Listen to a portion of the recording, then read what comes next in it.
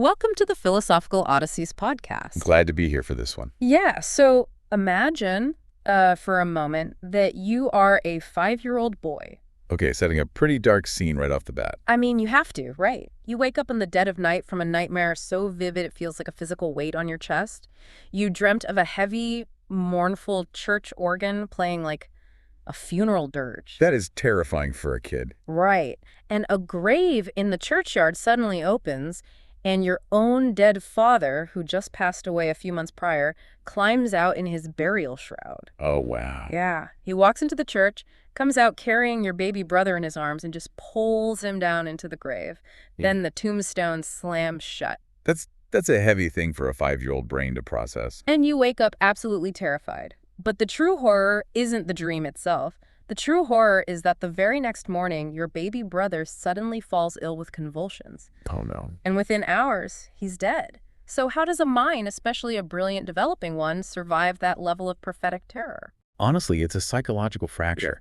It fundamentally alters how a human being processes reality, Because if you are that child, the universe has basically just demonstrated that it is entirely chaotic. Just totally random and cruel. Exactly. Profoundly cruel and completely out of your control. And today we are inviting you on a deep dive into exactly what happens to a mind forged in that kind of crucible. We're looking at a man whose name has become, synonymous with pure, untethered intellect. An almost terrifying philosophical power, really. Yeah, Friedrich Nietzsche.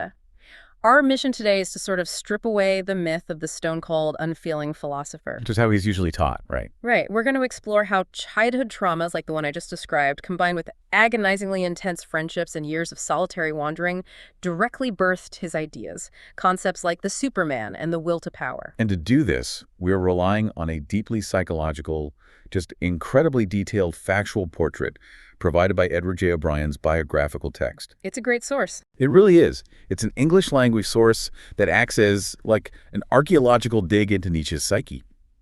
It actually reminds me a great deal of another fascinating biographical novel of a Renaissance mind. Oh, which one? A.J. Anderson's The Magnificent Painter. It explored the brilliant, multifaceted, and often contradictory mind of Leonardo da Vinci. Both of these texts do something essential. They humanize them. Exactly. They refuse to separate the towering genius from the fragile human being underneath. I think that's the only way to truly understand a thinker of this magnitude. When we look at Nietzsche through O'Brien's lens, his life reads less like an academic career and more like a visceral, agonizing battle. A war between different parts of himself. Exactly. Yeah. It's this tension between his desire to be this dark hero like Prometheus or Lucifer rebelling against the established gods, and a desperate, almost tragic search for profound human connection. A struggle that ultimately pushed his sanity past the breaking point. But to understand the God-slaying philosopher, we really have to root ourselves in the reality of the terrified little boy. We do. And the shadows were present almost in the moment he was born, on October 15th, 1844. That specific date carried a heavy weight. Right, because it was the birthday of the King of Prussia. Exactly. Nietzsche's father, who was a deeply loyal royal pastor, proudly named his new son Friedrich Wilhelm in the king's honor. No pressure there, right. Not at all. His father viewed the boy as a sort of earthly prince, destined for pastoral greatness. But this idyllic, religiously structured beginning was just shattered before Nietzsche even turned 4. The incident that killed his father is so mundane that it makes the tragedy feel even more senseless. It really does. Contemporaries described his father as frail, short-sighted, and, somewhat absent-minded. He was returning home one evening and literally tripped over young Friedrich's own puppy. Yeah, that's just... Yeah. He tumbled down 7 stone steps and struck his head violently on the courtyard paving stones. And it wasn't a quick death either. Right, he lingered. He suffered a severe concussion that developed into encephalitis, which is a swelling and inflammation of the brain. For 11 agonizing months, the father lingered. His mind and body slowly deteriorated while his young son watched. I'm trying to put myself in the shoes of a toddler witnessing this. I mean, the essential pillar of your world, this figure of divine and earthly authority, is suddenly struck down in your own courtyard. And essentially because of your own dog. The guilt and confusion must have been just overwhelming. And then a few months later, that prophetic nightmare about his brother Joseph occurs. If the universe feels that chaotic, how does his brain even try to make sense of it? Well, when a child experiences that level of sudden, unpredictable loss, They often develop an overwhelming, pervasive sense of impending doom. Like the other shoe is always about to drop. Right. The external world has proven itself to be fundamentally unsafe. Therefore, the only conceivable way to survive is to turn inward and master yourself entirely. Because if you can't control the universe, you control your reaction to it. Exactly, with absolute rigidity. And this burgeoning need for extreme internal control was dramatically accelerated by the environment he was thrust into right after his father's death. Right. They had to move. Yeah, the family had to leave the pastoral home and move to Naumburg, where Nietzsche found himself in a suffocating, highly pressurized household. It was entirely dominated by women, right? But not in a nurturing, comforting way. It was an environment of constant, low-level warfare. Precisely. You had his mother, who was quite young, somewhat aggressive, but she lacked a truly dominant will. Then you had his strict grandmother, Oler, and his two aunts, Rosalie and Augusta. Aunt Rosalie is kind of the main antagonist here, isn't she? She's definitely the critical figure. She essentially ran the household with an iron fist of flawless pious efficiency. She was deeply involved in Christian charities and commanded absolute perfection in every single aspect of daily life. So everyone had to walk on eggshells. Pretty much. The mother and Aunt Rosalie were constantly at odds. The house was defined by unspoken tensions, rigid rules, and just this simmering, polite conflict. So if you're listening, imagine you're a highly sensitive, traumatized little boy living in a pressure cooker of 19th century German Protestant piety. It's a recipe for disaster. If the adults around you are constantly engaged in this hyper-religious Cold War, doesn't that practically guarantee you're going to learn how to mask your true self? Oh, absolutely. It was a survival adaptation. The young Nietzsche learned very quickly that to maintain any sort of peace, he had to hide his true emotions entirely. So he played a character. He did. He adopted a persona. He became known as the Little Pastor, this serious, intensely polite boy who memorized Bible verses. Didn't he tell other kids not to run in the street? Yes, he would seriously tell the other children, school rules forbade it. He was performing perfection to avoid drawing the ire of the household. But the mask was just that, a mask. Underneath, he and his younger sister Elizabeth, who he nicknamed Llama, were building their own secret world. And the nickname itself is so telling. It really is. I find this detail so revealing. He called her Llama because he had read that llamas can carry incredibly heavy burdens, but if they are mistreated, they simply lie down and die. It's such a heavy metaphor for a child to use. It shows how burdened he felt and how fragile he knew his own internal ecosystem was. To escape the piety of Aunt Rosalie, he and Elizabeth would retreat into these imaginary kingdoms. Building little sacrificial altars out of stones and animal bones, right? Yeah. Bones they found in the rain. They would set them on fire and chant to the Norse god Odin. It's an incredible image. Just imagine the local pastor running out thinking the church is on fire, and he finds these two little kids chanting to pagan gods over burning bones. You can already see the intellectual architecture of the philosopher who would later declare that the old gods are dead. He is already seeking power and meaning outside the Christian framework that completely failed his father. But to truly escape this environment, he needed a structural break, and that came in the form of a boarding school that actually makes his home life look relaxed. Which is saying something. At age 14, he was sent to Schupforte. Now, this was no ordinary school. It was an elite, historically renowned, intensely rigorous boarding school. It had produced some heavy hitters, right? Yeah, great German romantics like Novalis and Fichte. But if his home in Naumburg was a pressure cooker, Schupforte was a crucible of absolute crushing discipline. To give you a sense of what this place was like, we are talking about a total erasure of the individual. Schupforte sounds like a 19th century Hogwarts run by absolute tyrants. That's a good way to put it. Students lived in 12-bed dormitories. There was zero privacy. They studied for 10 hours a day, beginning at 5 or 6 in the morning, depending on the season. That sounds exhausting. From the moment they woke up to the moment they finally slept, their time was rigidly scheduled and policed. Solitary time was explicitly forbidden, except for a few hours on Sundays. For a child who survived the trauma of his father's death by retreating into his solitary daydreams, his poetry, and his secret pagan altars, the deprivation of privacy must have felt like psychological torture. Oh, absolutely. And he couldn't even lean on his family. Right, because guardianship was transferred. Even though the school was geographically close to his home, the school had total control. He had to secretly meet his sister halfway at a tavern on his rare free Sunday afternoons just to have a few minutes of emotional connection. The deprivation of solitude is a profound mechanism for breaking down the ego. The school's rationalism and total control basically forced Nietzsche into a corner. He had to develop extreme self-mastery just to maintain his sanity. So he turns to books. He began reading Lord Byron and Friedrich Schiller, gravitating toward the concept of the outlaw hero, the lone, towering figure who defies societal norms through sheer force of will. He started imagining himself as a kind of Superman who could endure any physical or psychological pain the world inflicted on him. And we know this wasn't just abstract daydreaming because of the Misha Scavola incident. Right. This is one of those biographical details that sounds like a myth, but it perfectly encapsulates his psychological development. It is deeply revealing of his internal state. So one day, some younger boys at the school were discussing the ancient Roman legend of Mucius Scaevola. The guy who supposedly held his own right hand in a blazing fire without flinching? Exactly. To prove his bravery to an enemy king, the boys were laughing, saying, no modern human could possibly possess that kind of willpower. And young Nietzsche just calmly looks at them and asks, why not? Right.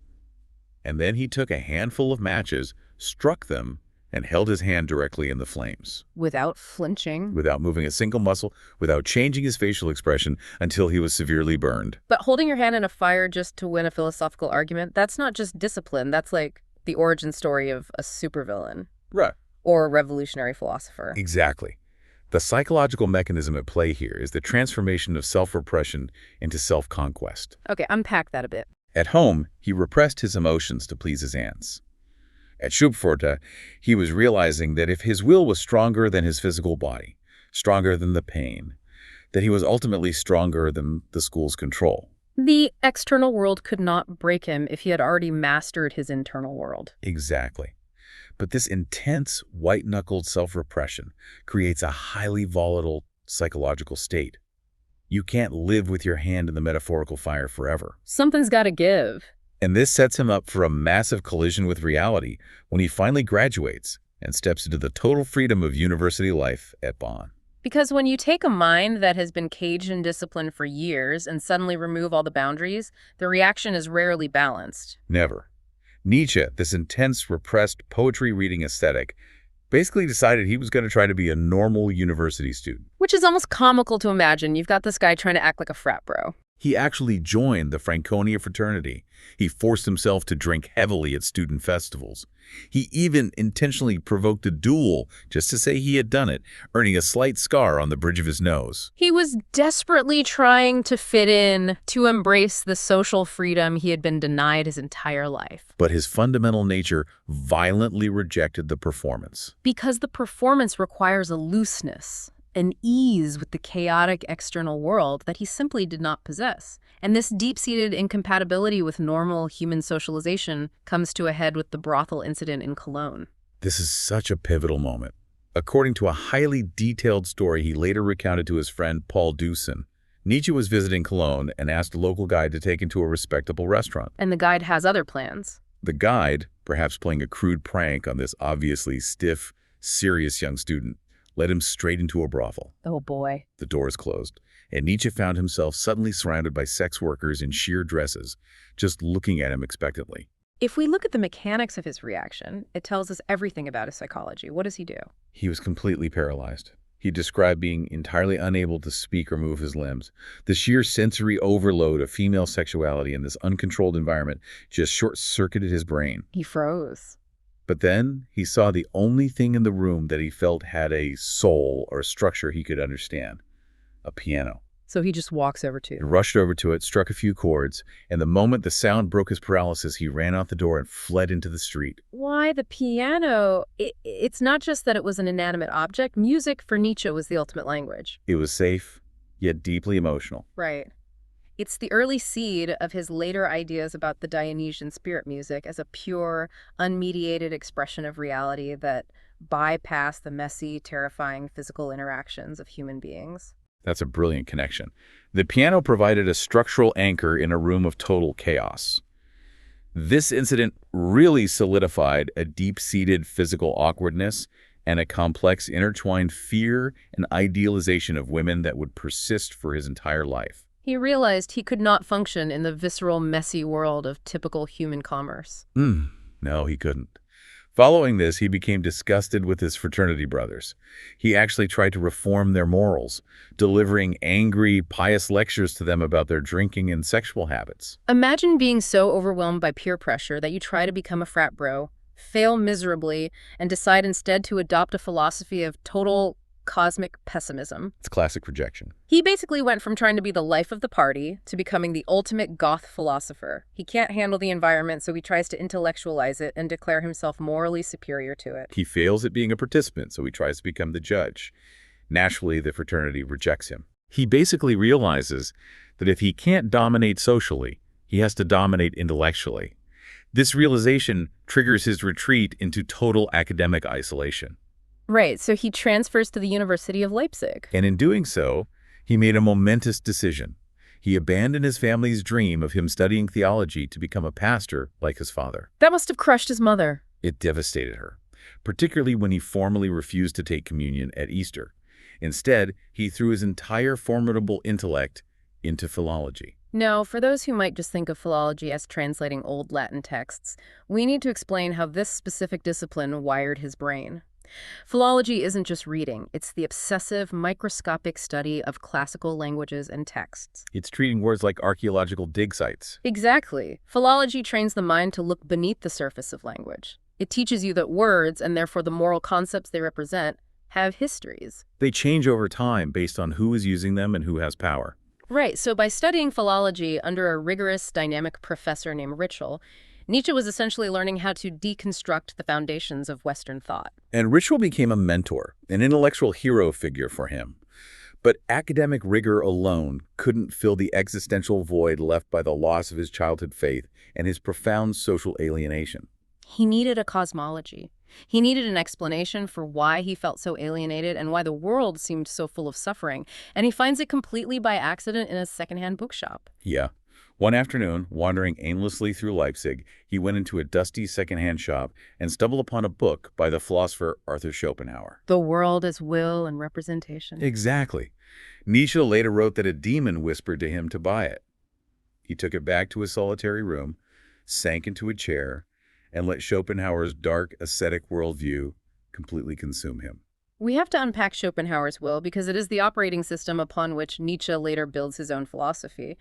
What exactly did Schopenhauer argue that resonated so deeply with a traumatized, isolated 20-something? Well, Schopenhauer completely dismantled the comforting Christian idea of a universe guided by a loving, rational God. So God is out of the picture. Right. Instead, he posited that the fundamental reality of the universe is a blind, irrational, endless striving force that he called the will. Think of it like a biological imperative that courses through all living things, driving them to survive and reproduce, but completely indifferent to their happiness or suffering. Exactly. Because this will is constant and can never truly be satisfied, life is fundamentally defined by suffering and unfulfilled desire. It's an incredibly bleak view of existence. It is absolute cosmic pessimism. Yeah. And Schopenhauer argued that the only way to minimize this suffering was through total ascetic renunciation. Basically giving up on everything. Essentially, yes. Yeah. Denying your desires, withdrawing from the world, and trying to quiet the will within yourself through art or severe self-discipline. You can see immediately why this was like a lock and key for Nietzsche. I mean, he was already deeply alienated. He was suffering from severe, blinding migraines and failing eyesight. And he felt rejected by the social world. Schopenhauer provided a grand philosophical justification for his misery. He essentially told Nietzsche, you aren't a failure for being isolated. You are actually seeing the true, horrific nature of reality that everyone else is too blind to see. It provided profound validation. Nietzsche actually began punishing himself, sleeping only 4 hours a night on a hard sofa, trying to conquer his own will through sheer ascetic misery. He found a surrogate intellectual father in Schopenhauer. But a dead philosopher in a book is ultimately a static relationship. You can't converse with a text. As Nietzsche's intellectual ambitions grew, his hunger for greatness and connection required a living, breathing idol. Someone he could actually talk to. He needed someone who embodied this philosophy in the real world. And he found one. The most dominant, polarizing, and egotistical cultural figure in 19th century Europe. Richard Wagner. The meeting of Nietzsche and Wagner is a collision of titans. but the way it actually happened perfectly undercuts the majesty we associate with these two names. It's so funny. The contrast between the mundane reality and the intellectual gravity of the meeting is incredibly humanizing. What actually happened? Well, Wagner was living secretly in Leipzig. Through a convoluted chain of connections like Nietzsche's sister's brother-in-law's wife, Nietzsche secured an invitation to meet the great composer that very evening. Okay, big moment. Huge. But there was a problem. Nietzsche realized his clothes were incredibly shabby, hardly fit for meeting an idol. He anxiously waited for a tailor who had promised to deliver a brand new suit that day. Oh no. Let me guess. The tailor is late. The tailor arrives at 6:30 p.m., right as Nietzsche needs to leave. Nietzsche tries on a suit, and it fits perfectly. He feels confident. But then the tailor demands immediate payment. Nietzsche, being a poor student, doesn't have a penny on him.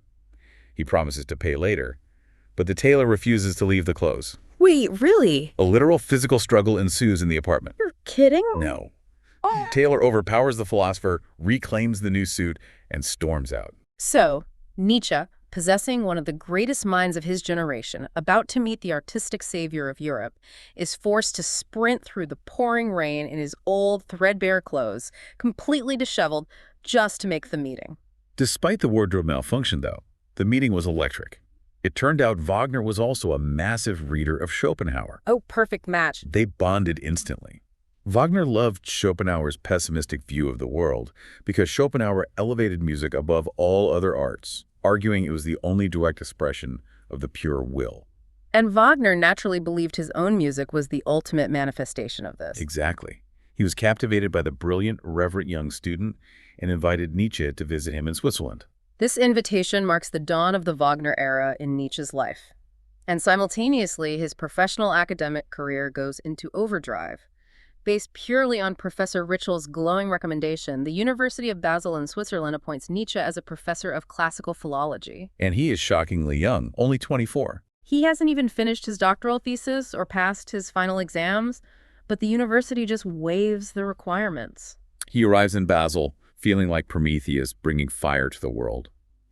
And serendipitously, Wagner is living at a grand estate called Trübchen, near Lake Lucerne, very close to Basel. So they're neighbors, practically. Yeah. Nietzsche begins taking the train out for weekends and becomes deeply enmeshed in Wagner's inner circle. Wagner becomes the ultimate, larger-than-life father figure, the commanding, visionary authority Nietzsche had been searching for since he was 4 years old. But it's not just a father figure he finds. There is a maternal, romantic ideal there as well. We have to talk about Cosima. Cosima was a force of nature. She was the daughter of the composer Franz Liszt and was living with Wagner at Trübchen, though she was technically still married to the conductor Hans von Bülow at the time. Oh, messy. Very. He was brilliant, commanding, aristocratic, and fiercely, almost frighteningly devoted to cultivating Wagner's genius. And Nietzsche fell for her. Nietzsche developed a complex, unrequited, and deeply idealized devotion to her. If Wagner was the god Prometheus, Cosima was the idealized Ariadne to Nietzsche's inner Dionysus. She represented the ultimate, unattainable, feminine ideal, intellectually formidable, but safely out of reach. Exactly. Safely out of reach being the key phrase there. Now, right in the middle of this intense period of intellectual and personal development, the geopolitical world erupts. The Franco-Prussian War breaks out in 1870. Looking closely at the sources, Nietzsche's reaction to the war is fascinatingly complex. He actually takes a leave of absence from his professorship and volunteers to serve as a medical orderly for the Prussian army. It's a very nuanced position he takes. O'Brien's text makes it clear that Nietzsche was torn. He did possess a sense of duty and wanted a strong, vital German spirit to emerge. But on the other hand, he profoundly revered French culture and intellect. Right. Just to be clear for you listening, we're impartially reporting on his views here based on the source text, not taking a side. Right. He and his close friend, the historian Jacob Burckhardt, harbored a deep suspicion of the burgeoning German Empire. They theorized that massive, militarized nation-states actually crushed true cultural greatness. They looked at history and argued that the highest peaks of human culture, ancient Athens, Renaissance Florence, occurred in small, highly competitive city-states, not sprawling empires. So his definition of greatness wasn't tied to military victory or national borders. Not at all. He didn't view the Prussian military victories as a triumph of the human spirit. He believed true greatness lay in the creation of unparalleled art and philosophy. The works of men like Goethe, Beethoven, or Newton. Yes. So you have this brilliant young philosopher stationed in the mud and blood of the battlefield, nursing soldiers ravaged by diphtheria and dysentery, witnessing the horrific physical toll of warfare. While simultaneously grappling with these massive theoretical questions about the relationship between state power and human culture. And the sheer trauma of the battlefield, seeing shattered bodies, contracting diphtheria himself, and nearly dying, fed directly into his first major book. The Birth of Tragedy, which he publishes shortly after returning to Basel. The Birth of Tragedy is a watershed moment. On the surface, it reads as a massive, sweeping tribute to Richard Wagner. What's the core argument? The central thesis of the book is that ancient Greek tragedy, the highest art form of antiquity, was born from a perfect fusion of two opposing psychological forces, the Apollonian and the Dionysian. We need to define these terms clearly because they become the bedrock of so much modern psychology and art theory. Yeah, definitely. The Apollonian, named after Apollo, represents order, reason, structure, individuation, and the visual arts like sculpture. It's the force that gives shape and boundaries to the world. And the Dionysian? Named after Dionysus, the god of wine, it represents chaos, primal passion, intoxication, and the breakdown of boundaries best expressed through the ecstatic, immersive power of music. So it's the difference between standing in an art gallery observing a perfectly carved statue and losing yourself completely in a pulsing crowd at a concert. Precisely. Nietzsche argued that the Greeks achieved greatness by balancing these two terrifying forces. But, he claimed, this balance was destroyed by Socrates and the rise of pure rationalism. The idea that life could be understood and fixed through logic alone? Yes, Nietzsche argued that this excessive rationalism killed the tragic, vital spirit of culture. However, the grand conclusion of the book is that Richard Wagner's music is finally resurrecting this lost Dionysian spirit. He dedicated the book to Wagner, essentially crowning him as the modern savior of Western culture. But this is where the archaeological work of O'Brien's biography is so crucial. If you dig into the imagery and the structure of the text, the book is actually a Trojan horse. It's like he's playing 3D chess in his own book dedication. It is a deeply hidden, perhaps even semi-unconscious subtext. O'Brien analyzes the specific metaphors Nietzsche employs. Throughout the text, Wagner is repeatedly associated with Prometheus. The titan who is bound and suffers for bringing fire to humanity. Right. But Nietzsche increasingly identifies himself with Dionysus, the actual god of the primal energy itself. In Nietzsche's own later reflections, he essentially admits that Prometheus is just a mask, a localized avatar for the true universal force of Dionysus. On the surface, it's, here's a tribute to you, Master Wagner. But structurally, he's saying, I am the true god here, and eventually I will step over you. It's an incredible piece of intellectual sleight of hand. He builds this beautiful, towering monument to his master, Wagner, but he hollows it out and hides his own ego inside. This hidden arrogance, this fundamental divergence in how they viewed themselves in the world, meant that their shining friendship was a ticking time bomb. Wagner was a megalomaniac. He demanded absolute, unquestioning submission to his artistic vision. He wanted Nietzsche, this brilliant young professor, to essentially serve as a highly educated publicist for his new opera house at Bayreuth. But Nietzsche was slowly realizing that to become a true philosopher, to fulfill his own destiny, he couldn't just be an acolyte carrying someone else's bags. He had become the creator of his own values. And this leads us to the inevitable explosion, the rupture between the father figure and the prodigal son. How does this deep, almost religious idol worship turn into total estrangement? It wasn't a sudden explosion. It was a slow, agonizing deterioration, characterized by multiple ideological fractures. First, Wagner's virulent, very public anti-Semitism and aggressive German nationalism increasingly repulsed Nietzsche. Nietzsche viewed himself as a good European, a cosmopolitan thinker. Right. He despised petty nationalism and racial prejudice, which he saw as intellectually lazy and culturally small-minded. Second, the reality of the Bayreuth Festival disgusted him. He had high hopes for it originally, didn't he? He had envisioned Bayreuth as a sacred temple for cultural renewal. Instead, when he attended, he found it to be a commercialized spectacle, filled with the wealthy elite treating it as a high society networking event. He felt Wagner was pandering to the very people they were supposed to be revolting against. But the final, unforgivable betrayal came in the form of an opera. Yes. Wagner's final opera, Parsifal. It is the story of the Holy Grail, steeped in Christian mysticism, redemption, and asceticism. And Nietzsche hated it. For Nietzsche, Parsifal represented a hypocritical, cowardly surrender. Wagner, who had spent his life as a revolutionary, a disciple of Schopenhauer's atheism, an overthrower of old gods, was now, in Nietzsche's eyes, bowing down at the foot of the Christian cross. Nietzsche viewed this as a betrayal of their shared artistic and philosophical mission. He felt Wagner had succumbed to the comforting illusions of what he would later call slave morality. So Nietzsche strikes back, but he doesn't do it with a passionate emotional argument. He does it with cold clinical precision. He publishes Human All Too Human. Human All Too Human is essentially a declaration of philosophical independence. The style is completely different from The Birth of Tragedy. It's much more structured, right? Gone is the soaring romantic prose. It is written in sharp, rational, almost cynical aphorisms. It is a psychological dismantling of romanticism, idealism, and religious belief. It effectively severs his ties with Wagner by mocking the very foundations of Wagner's worldview. But the body keeps the score. The intellectual rupture is clean.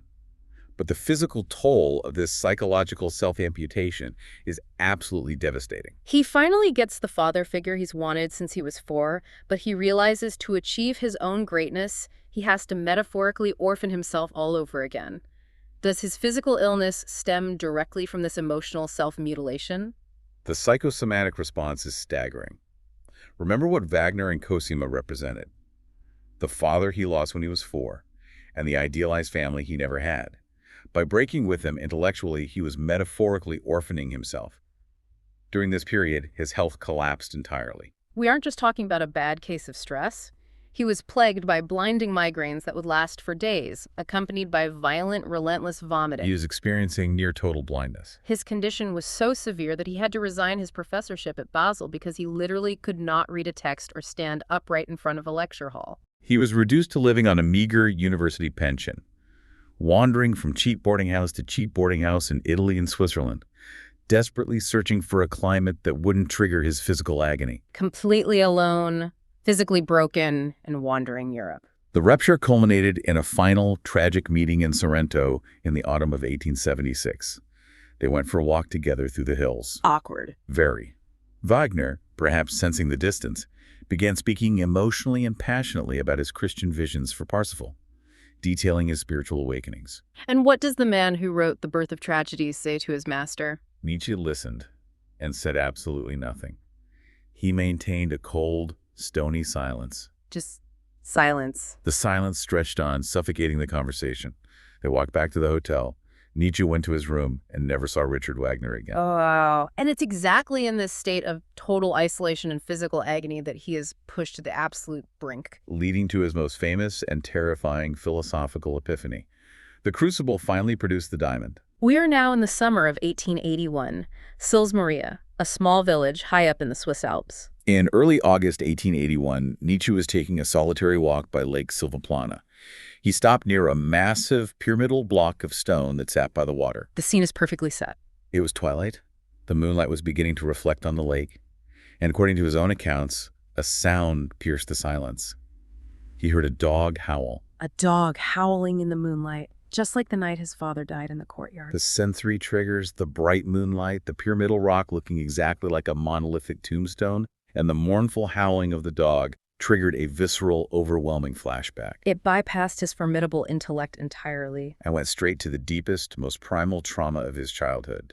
The sudden death of his father, the end of his world, the terror of the prophetic dream. And in that moment of absolute paralyzing terror, he was struck by a thought that he later called the heaviest of all burdens, the eternal recurrence. This is a concept that requires a deep explanation, because it's not just a poetic metaphor. He literally viewed it as a cosmological possibility. He envisioned that the universe is not linear, progressing from a beginning to an end, right? Instead, it is cyclical. His logic, based on the physics of the time, was this.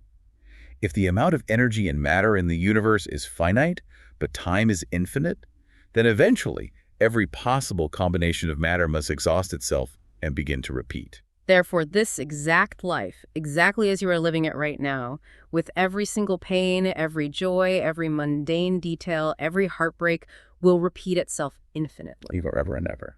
Imagine your worst memory on an infinite loop, the deepest pain you've ever felt. Most people would break. For Nietzsche, That meant the death of his father, the crushing, vomit-inducing headaches, the rejection by Wagner, the profound loneliness, all of it. Over and over forever. Most people would seek immediate oblivion. Nietzsche's solution was to essentially brainwash himself into loving the loop.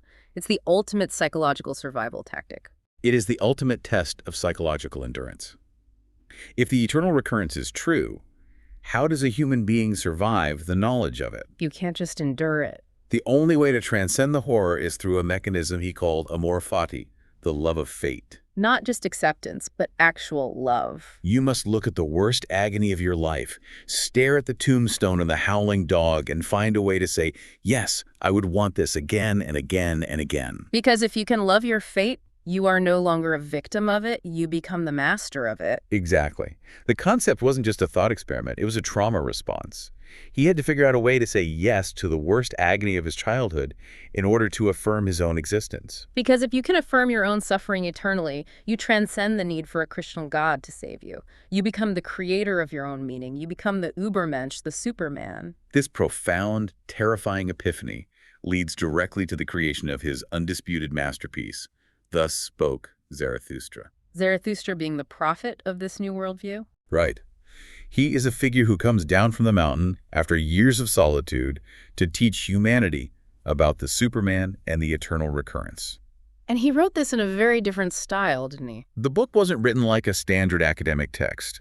It was written in bursts of manic, inspired energy, often while Nietzsche was striding for hours through the mountains. He felt he was literally channeling a divine force. Returning to his identification as Dionysus, the god of ecstatic truth. He is operating at stratospheric heights of independence and intellectual power. But the tragic irony is that while Zarathustra is preaching to the world, the actual human being, Friedrich Nietzsche, is still desperately starving for basic human connection. And he makes one last, monumental attempt at human love. A love triangle that would end in total disaster. In 1882, through a mutual friend, he meets Lou Salomé. Who was quite a figure herself. Salomé was a phenomenon. She was a brilliant, fiercely independent, free-thinking young Russian woman. She was highly intellectual, a trailblazing feminist of her era, and possessed an absolutely captivating, charismatic presence. And Nietzsche, who is fundamentally terrified of real women, who froze in a brothel, and who has safely idealized Cosima Wagner from afar for over a decade, suddenly thinks he has found something impossible. He thinks he has found a disciple, a mate, a fellow free spirit who can actually understand his mind. So he forms an intellectual ménage à trois with her and his close friend, the philosopher Paul Rée. They travel together, taking long walks in the woods, engaging in intense, passionate discussions about philosophy, religion, and art. But he falls for her. Nietzsche completely idealizes her. He projects all his hopes for companionship onto her. And despite his own philosophy increasingly preaching against the bondage of traditional institutions like marriage, he is so desperate for a tether to humanity that he proposes marriage to her. Wait, really? The anti-marriage philosopher proposes. Not just once, but twice. And she rejects him. She wanted a communion of minds, an intellectual partnership. She had no interest in becoming a traditional wife, especially not to a man as intensely demanding, sickly, and suffocatingly intense as Nietzsche. The rejection was absolute, and it was devastating. Furthermore, the situation became deeply toxic.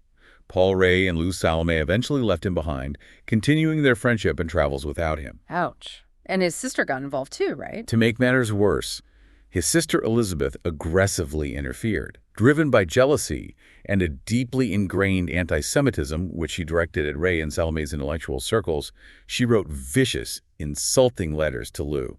So the whole thing just explodes into a humiliating, agonizing public mess. He writes a letter to a friend around this time, and the vulnerability is heartbreaking. He writes, "I want to learn to be human again." He knows he has drifted too far into the stratosphere. But when he fails, he retreats into the mountains and writes books that are essentially intellectual dynamite. He's weaponizing his own loneliness. The shift is palpable. The loss of Salomé killed the very last shred of Nietzsche's hope for human companionship. The door to the human world was slammed shut. If he cannot be loved as a man, he will be feared as a god. Exactly. The books that pour out of him in the subsequent years, Beyond Good and Evil, on the genealogy of morals, Twilight of the Idols, the Antichrist, are intellectual dynamite. They are no longer just exploring concepts. They are systematic, relentless, aggressive attacks on the foundations of Western civilization. Let's look at how he does this. He introduces the concept of the will to power, which is an evolution of Schopenhauer's will. All right. He argues that the fundamental driving force of all life is not just survival, but the will to power, the desire to grow, expand, dominate, and overcome. And he applies this directly to morality. He argues that ancient, healthy societies operated on master morality, where concepts like strength, pride, and nobility were considered good, and weakness was bad. But then he says the weak masses, specifically through the rise of Judeo-Christianity, staged a slave revolt in morality. They couldn't win physically, so they inverted the values. They convinced the strong that the strength was evil, and that meekness, pity, and submission were good. It's a brilliant, scathing psychological analysis of religion. But if you look at the man writing it, a man who is physically frail, legally blind, living in cheap pensions, and entirely devoid of social power, the will to power looks an awful lot like a massive psychological projection. Precisely. It is the ultimate compensatory mechanism. He is elevating the concept of power because he feels utterly powerless. He argues that the creator, the true philosopher, must be a destroyer of these old, weak values. But as he is writing these earth-shattering megalomaniacal works, the line between his philosophical persona Zarathustra, Dionysus, and his actual fragile human identity begins to blur entirely. The architecture of his mind is finally giving way under the immense pressure of his own theories, which brings us to the final act of this tragedy. We are in Turin, Italy, the autumn of 1888. Nietzsche arrives in Turin and suddenly experiences a period of strange, euphoric clarity. The pain just stops. The physical agony, the migraines and vomiting that had plagued him mercilessly for a decade, miraculously vanishes. He feels incredibly light, powerful, almost superhuman. The autumn light in Turin seems perfect to him, right? The food tastes incredible. He believes the people on the street are looking at him with deep reverence and deference. It sounds exactly like the manic high before a devastating psychological crash. The calm before the hurricane. It was a classic manic episode preceding total collapse. During this brief, intense period of euphoria, he writes his intellectual autobiography, Ecce Homo. The title itself translates to Behold the Man, the words Pontius Pilate used to present Jesus. The chapter titles alone demonstrate the megalomania completely taking over. Why I am so wise, why I am so clever, why I write such excellent books, why I am a destiny. He is declaring in absolute earnestness that his work will split the history of humanity in two, that time itself will eventually be measured as before and after his arrival. He is no longer analyzing the God he created. He is fully identifying as the God. He loses all tether to reality. He begins signing letters as Dionysus, or the crucified, doesn't he? The letters he sends are bizarre, commanding missives to kings, statesmen, and royalty across Europe, ordering them to form anti-German alliances, or casually declaring that he is currently having the Pope put in prison. And then the final fracture. In early January 1889, he steps out of his lodging in Turin and collapses in the public square. The famous story with the horse. Right, which may be slightly apocryphal, but perfectly captures the tragic irony of the moment. He saw a horse being brutally flogged by a cab driver. The philosopher of ruthlessness. The man who preached the will to power and the overcoming of pity threw his arms around the horse's neck, sobbing hysterically in deep, uncontrollable pity, and then collapsed to the ground. What is absolutely factual is that his mind completely and permanently fractured in that square. And among the very last things he writes in the midst of this psychotic break, before descending into total, lifelong silence, is a tiny slip of paper sent to Cosima Wagner. Yes. Amidst the madness, the grand delusions of being a god destroying the world, the letters commanding armies, he sends a brief, final note to the woman he had loved in secret for over 20 years. What did it say? It simply read, Ariadne, I love you, Dionysus. It brings the entire narrative full circle in the most heartbreaking way imaginable. The man who tried to be a god, who tried to conquer his childhood trauma through sheer willpower, finally snapped under the weight of his own creation. That final letter to Cosima strips everything away. It reveals that beneath the grand philosophy, he was still just a man longing for love. So what happens to him after the collapse? His old friend Franz Overbeck received one of the mad letters and rushed to Turin. He found Nietzsche in his room, playing the piano with his elbows, singing wildly, completely detached from reality. Oh, that's just awful. Nietzsche was taken back to Germany. He spent the last 11 years of his life in a catatonic, infantile state. The tragic irony is that the great independent spirit was ultimately cared for first by his pious mother and then by his controlling sister, Elizabeth. The very family environment he had spent his entire life trying to escape. Exactly. He died at noon on August 25, 1900. Did the philosophy drive him mad, or was the philosophy a brilliant, temporary dam that held back a madness that had been chasing him since his father died? O'Brien's detailed psychological portrait heavily suggests the latter. The philosophy was an extraordinary survival mechanism. We read Nietzsche today as a philosopher of supreme power and overcoming.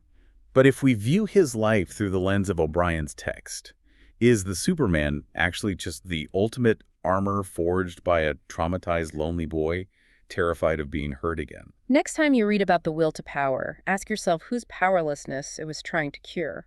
It forces us to read his text not just as cold, abstract theory, but as the blood and tears of a human being trying to justify his own agonizing existence. Don't forget to follow us and subscribe to stay updated on our latest episodes and never miss a step in this odyssey of thought. Until next time, keep questioning.